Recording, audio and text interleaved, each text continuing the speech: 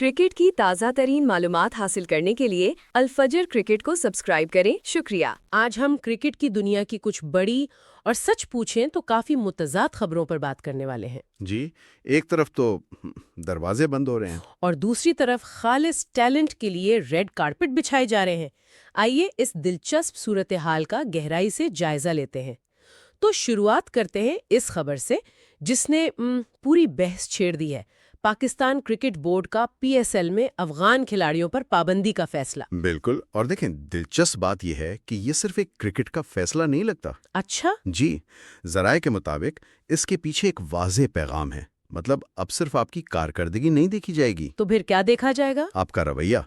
खास तौर पर सोशल मीडिया पर आप क्या कहते हैं, क्या करते हैं, ये एक बड़ी तब्दीली है। तो ये जो बात हो रही है मुनाफिकाना रवैये की, जी। यानी एक तरफ आप पीएसएल से कमा रहे हैं और दूसरी तरफ पाकिस्तान मुखालिफ बातें भी कर रहे हैं। हाँ, इसे ऐसे समझें कि पीसीबी कह रहा है कि पीएसएल हमारा घर है और अगर आप हमारे मेहमान हैं तो घर के उसूल मानने होंगे। मतलब इज्जत अब डील का हिस्सा है।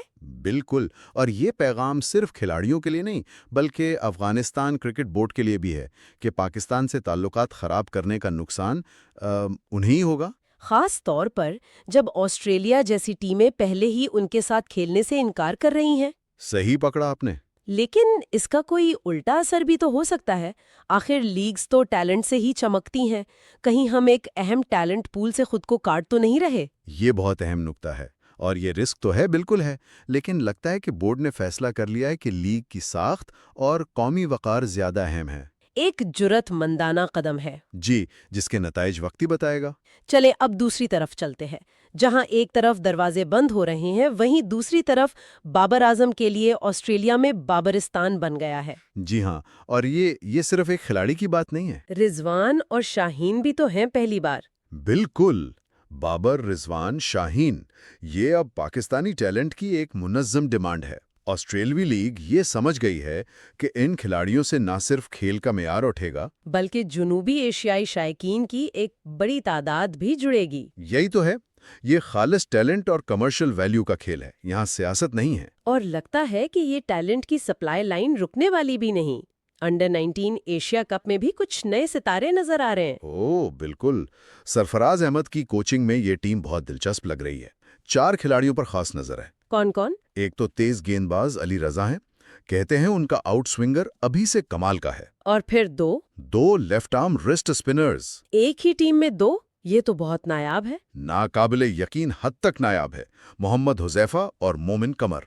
ये ऐसा ही है जैसे एक ही कान से 2 हीरे मिल जाएं। वाह। और चौथे? कप्तान खुद फरहान यूसुफ मिडल ऑर्डर बल्लेबाज हैं और बैटिंग में काफी गहराई नजर आती है। तो मुस्तकबिल भी रोशन है।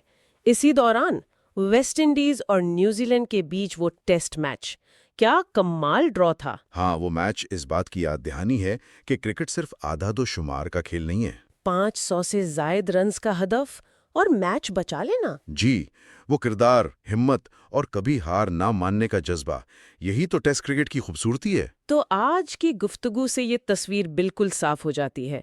एक तरफ पीएसएल है जो उसूलों की बुनियाद पर फैसले कर रहा है, और दूसरी तरफ बीबीएल जैसी लीग्स हैं जो सिर्फ टैलेंट को सलाम कर रही हैं। यही आज की सबसे बड़ी बहस है। और इसी से आज का सबसे बड़ा सवाल भी पैदा होता है, क्या मुस्तकबिल में बैनुल-अक़वामी लीग्स कौमी पॉलिसियों से इसी तरह मुतासिर होंगी जैसे पीएसएल या आईपीएल में हम देख रहे हैं? या फिर टैलेंट का बहाव इतना ताकतवर साबित होगा कि वो हमेशा इन तमाम हुदूद को तोड़कर अपना रास्ता बना लेगा, जैसा कि बाबर और दूसरे खिलाड़ियों के मामले में हो रहा है?